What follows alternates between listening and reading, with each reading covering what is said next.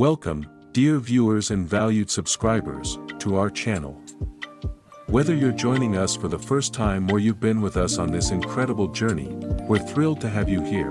Get ready to embark on a world of exploration, inspiration, and discovery as we delve into the captivating stories of Kharkiv has to offer. From ancient days to the modern times, we're committed to bringing you captivating content that will ignite your curiosity and broaden your horizons. If you haven't already, make sure to hit that subscribe button and turn on the notification bell. By doing so, you'll stay tuned for our upcoming adventures, insightful discussions, and immersive experiences that will transport you to places you've never imagined. We want to hear from you. Our community's insights, experiences, and thoughts are what make this journey truly special. So, don't hesitate to leave your comments, questions, and suggestions in the comments section below. Let's engage, learn, and grow together. Once again, thank you for being part of this incredible ride. Now, let's embark on another adventure together and keep exploring the beauty of the world. The city of Kharkiv was founded in the middle of the 17th century, but archaeological finds indicate that there were settlements there in the 2 millennium BC. The source of the name of the city is most likely the river Kharkiv. Some historians connect Kharkiv with the ancient settlement of ancient peoples, which was located not far from the place where the modern city is located. In 1654, on the hill at the confluence of the rivers Kharkiv and Lopan, the construction of a powerful fortress began to protect the Russian lands, and in particular Moscow, from the raids of the Crimean Tatars. The fortress was built by Ukrainian settlers, who, escaping from the Polish gentry, settled here with the permission of the Moscow king. Alexei gave Kharkiv residents considerable trade benefits, which contributed to the rapid growth of the city's wealth. Ukrainian settlers built new fortifications and carried defensive military service. In 1655 in Kharkiv lived about 600 military people, and the entire population was about 2,000 people. Part of the city's inhabitants was engaged in craft and trade, but most of them lived in the settlements and were engaged in baking. During the Russian-Swedish War, due to the appearance of Ivan Mazepa and the uprising of the Don Cossacks, Peter I ordered to strengthen the Kharkiv fortifications. In 1660 to 1662 years, the former suburban fortifications were completed, and new ones were built in the old fortress. In 1724 there were already 61 streets and 1,300 yards in Kharkiv. Over time, Kharkiv began to stand out from among the regimental centers of area due to its favorable economic and commercial position. The city also began to play a leading cultural role in the area.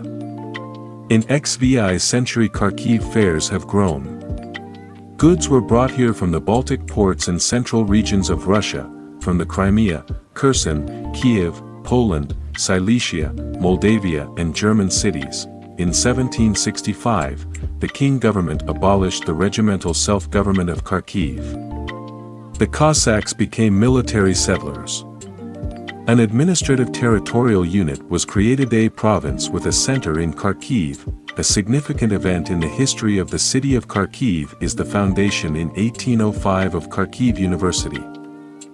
Such well-known scientists as outstanding philologist Potebnia, laureate of the Nobel Prize Mechnikov taught here, and among the students of the university was the founder of the modern Polish state, Józef Pilsudski. By the end of the 19th century, Kharkiv became the largest intellectual, commercial and industrial center of the south of the Russian Empire and at the same time the center of the revolutionary movement. The population from 1800 to 1917 increased almost 30 times, and in 1917 it was 297,000 people. By the beginning of the 20th century, Kharkiv has become a major industrial center and a railway junction. In 1904 there were 1,200 enterprises in the city, where over 17,000 workers were employed. Taking into account handicraft enterprises, the number of workers was 45,000, including 28,000 artisans. during the revolution in 1917 Kharkiv suffered very badly, the city over and over again passed from hand to hand, and the Bolshevik Extraordinary Commission, one of the most terrible in the country, exterminated thousands of townspeople. After the Civil War, Kharkiv was proclaimed the capital of the Ukrainian Soviet Socialist Republic and the most brilliant period in the history of the city began. It was here that lived and worked figures who became classics of Ukrainian culture, writers Oles Gonker and Ostap Vishnya, poets Vladimir Susiura and Pavlo Tikhina, theater director Les Kurbas and film director Alexander Dovzhenko.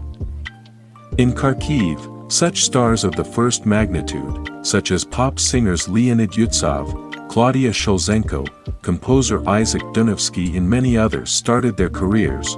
At the same time in the city were carried out a huge amount of work on the improvement of Kharkiv, the crown of which was the construction of the first high-rise building in the USSR, Gazprom, and one of the largest squares in the world.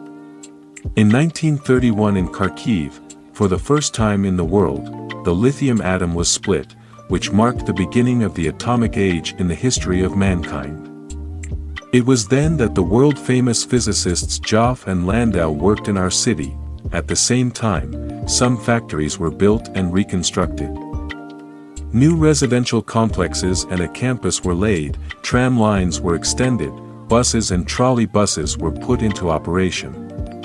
In 1931, the first production was given by the Kharkiv tractor plant, machine tool plant, 1933, turbine plant, 1934. The volume of pre-revolutionary production increased, electromechanical, metalworking, transport engineering, and others. Before the offensive of the German army, some enterprises were evacuated, the rest were destroyed. The fascists entered the city on October 25, 1941. Under the occupation of German troops, the city stayed for 22 months. In February 1943, attempts were made to liberate Kharkiv, but finally the Soviet troops liberated the city only on August 23. 1943, from the hunger and repression of the invaders, the number of residents of Kharkiv decreased from 900,000 to 300,000 people. And here, for the first time in world history, an open trial of war criminals took place, which became the prelude to the Nuremberg trial. As a result of the war, Kharkiv was one of the most destroyed cities in Europe. Dozens of monuments of architecture were destroyed, numerous art values were exported to Germany, and wastelands and ruins on the site of the destroyed blocks reminded the townspeople about the war until the middle of the 60s, after the liberation of the city from the fascists. The reconstruction and reconstruction of the destroyed buildings of the city is gradually beginning. A number of old factories were rebuilt and new ones built. The city grew rapidly, new residential areas were built, Saltovka, Pavlovo Pole, Rogan, Alexievka, Kolodna Gora, Krasnaya Bavaria. An important event in the life of the city was the opening in 1975 of the Kharkiv Underground, 18 kilometers long with 13 stations. In Soviet times, Kharkiv ranked third in the USSR in terms of the number of higher education institutions. Now the city of Kharkiv is one of the biggest in Ukraine in terms of population, 1.5 million inhabitants. From 1917 to 1934, Kharkiv was the capital of Ukraine. Nowadays Kharkiv is a large scientific and cultural center of Ukraine. In the city there are more than 60 research institutes, more than 170 schools of general education, about 150 educational and educational centers and specialized secondary schools. The number of higher educational institutions of various forms of ownership has now reached 80. Annually, universities of Kharkiv graduate about 20,000 young professionals. Kharkiv has 49 cultural institutions and centers, including 5 museums, a city art gallery, 6 large theaters. There are more than 80 libraries in the city. Thank you for watching this video to the end. If you loved what you saw, remember to hit that subscribe button so you don't miss our upcoming videos. Leave us a comment and share your thoughts on the comments section below. See you on the next video.